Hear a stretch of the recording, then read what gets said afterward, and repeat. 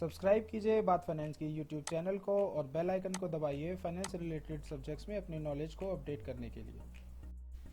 दोस्तों, पिछले वीडियो में हमने सीखा कि गेटवे ऑफ टैली के मेन्यू ऑप्शंस के क्या क्या फ़ायदे हैं।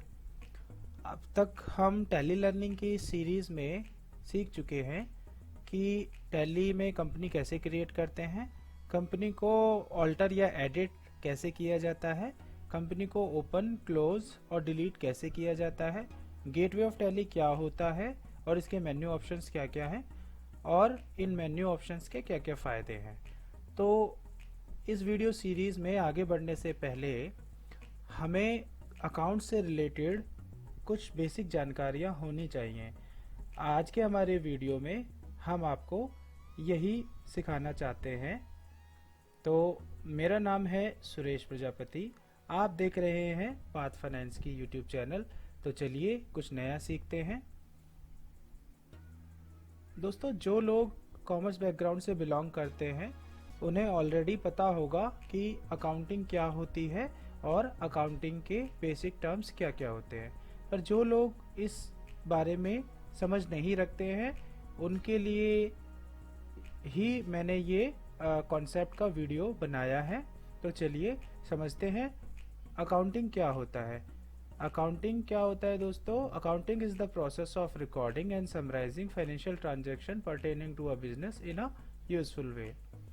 बेसिकली हर एक बिजनेस जो है वो फाइनेंशियल ट्रांजैक्शंस करता है, मतलब पैसे से संबंधित लेन देन करता है।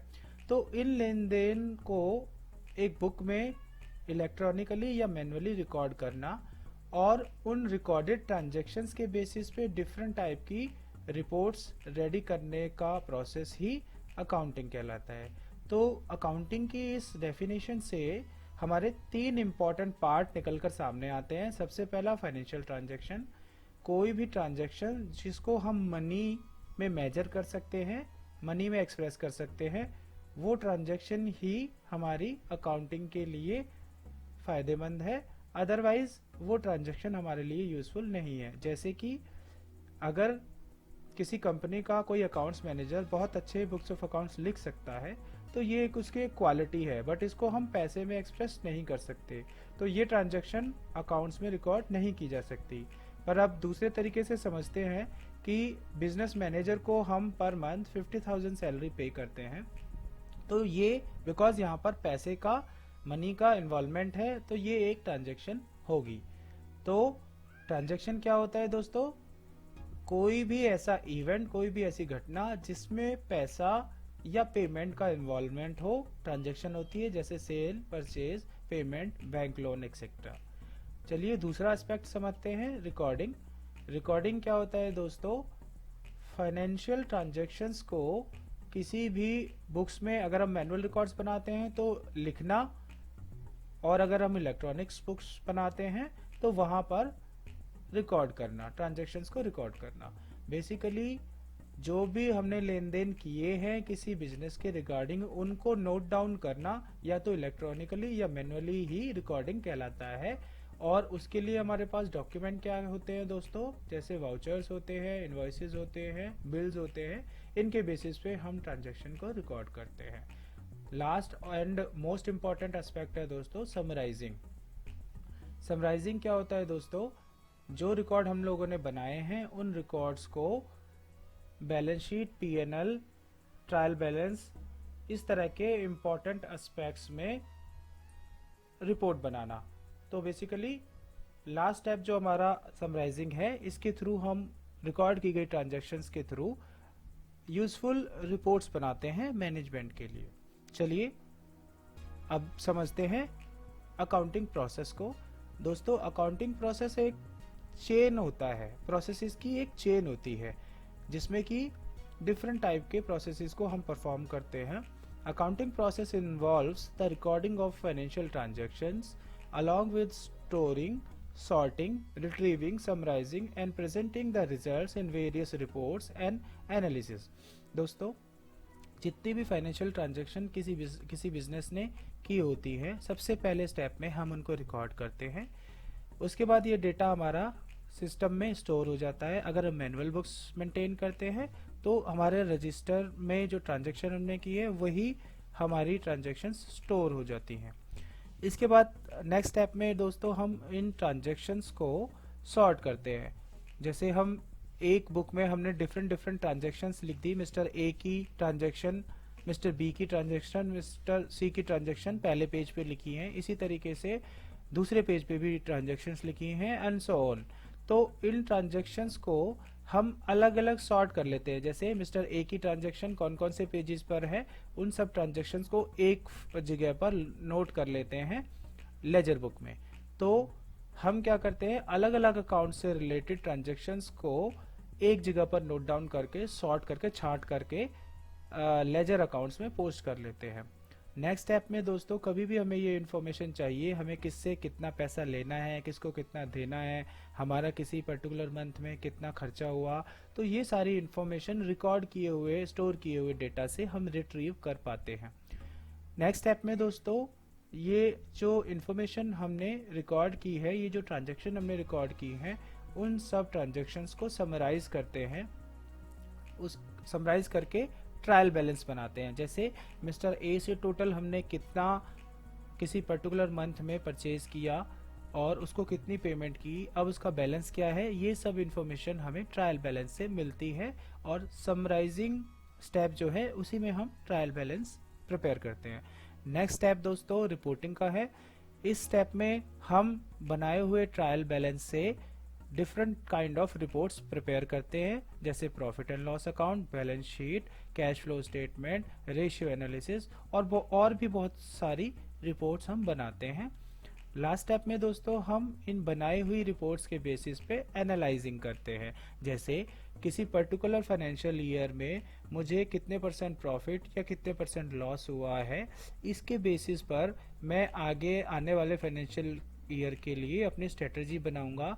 सपोज मेरे को 5% प्रॉफिट हुआ है किसी पर्टिकुलर फाइनेंशियल ईयर में, तो अगले साल में मुझे इसे 10% करने के लिए क्या स्ट्रेटजी अडॉप्ट करनी चाहिए। लास्ट स्टेप में दोस्तों हम इसी बेसिस पे एनालाइजिंग करते हैं और डिसीजन मेकिंग करते हैं। तो दोस्तों ये एक टोटल चेन है अकाउंटिंग प्रोसेस जो कि ऑलवेज चलता रहता है। ईयर टू ईयर हम ये पूरी चेन को परफॉर्म करते रहते हैं। चलिए दोस्तों आगे बढ़ते हैं।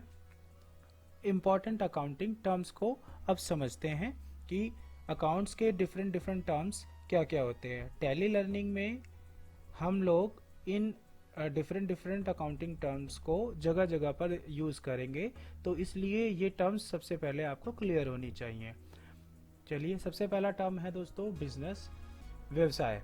व्यवसाय क्या होता है दोस्तों, generally by word business we mean all those human actions which are done for earning money, for example making various kinds of goods in factory। दोस्तों बेसिकली जो भी ह्यूमन एफर्ट्स, जो भी मानवीय क्रियाएं हम लोग करते हैं और जिनसे हम पैसा कमाते हैं, वह सारी क्रियाएं व्यवसाय कहलाती हैं।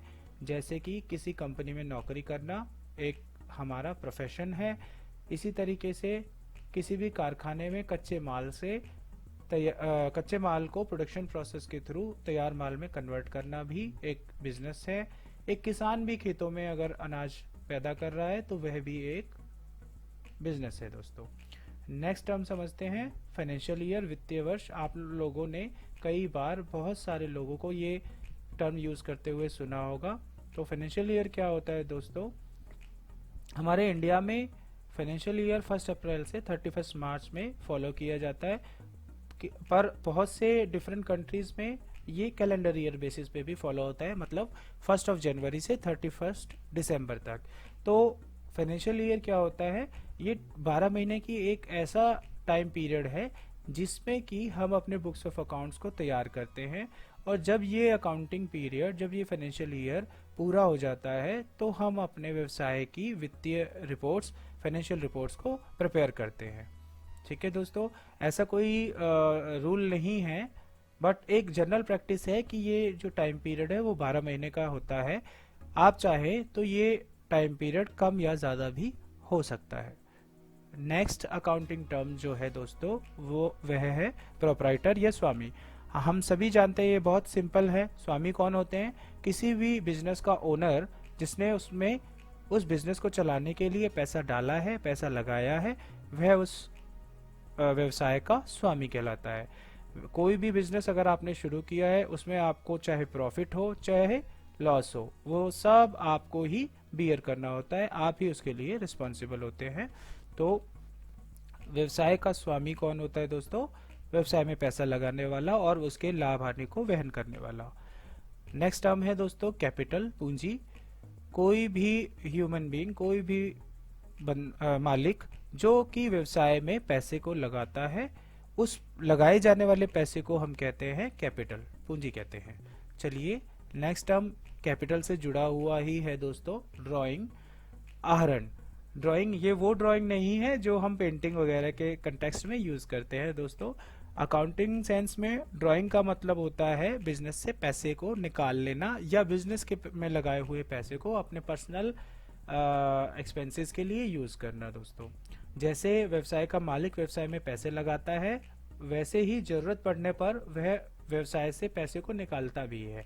इसी को हम दोस्तों ड्राइंग या आहरण कहते हैं। जैसे फॉर एग्जांपल, मैंने अपने बच्चों की फीस को भरने के लिए बिजनेस से पैसे निकाल लिए, तो ये एक मेरी ड्राइंग कहलाएगी। नेक्स्ट टर्म है दोस्तों लेजर, खाता बही। लेजर क्या होता है दोस्तों? अभी हम अकाउंटिंग प्रोसेस को जब समझ रहे थे तो वहां पर आपको एक सॉर्टिंग का स्टेप मैंने समझाया था, वही स्टेप लेजर से रिलेटेड है। जब हम डिफरेंट डिफरेंट ट्रांजैक्शंस को सबसे पहले जर्नल बुक में रिकॉर्ड करते हैं। अब आप इसको एक एग्जांपल के थ्रू समझिए। मिस्टर ए की परचेज की एक ट्रांजैक्शन पेज नंबर 1 में रिकॉर्डेड है जर्नल बुक में, और फिर एक और ट्रांजैक्शन परचेज से रिलेटेड मिस्टर ए से हमने पेज नंबर 10 पे रिकॉर्ड की हुई है, इसके बाद पेज नंबर 15 पे भी रिकॉर्ड की हुई है। अगर मुझे टोटल देखना हो कि मिस्टर ए से मैंने पूरे मंथ में कितनी परचेजेस की हैं, तो मेरे लिए बड़ा मुश्किल हो जाएगा बार बार पेजेस को पलटना और टोटल लगाना। इसी तरीके से मिस्टर बी, मिस्टर सी और बहुत सारे क्रेडिटर या डेटर्स हो सकते हैं जिनसे हमने लेन देन किया है। तो इस चीज को, इस प्रॉब्लम से बचने के लिए लेजर बुक बनाई जाती है, जिसमें किसी भी एक खाते से संबंधित, किसी भी एक व्यक्ति से संबंधित खाता एक पेज पर बनाया जाता है, और जर्नल बुक में से जितने भी उसके ट्रांजैक्शंस होते हैं डेबिट और क्रेडिट के रूप में लेजर बुक में पोस्ट कर दिए जाते हैं।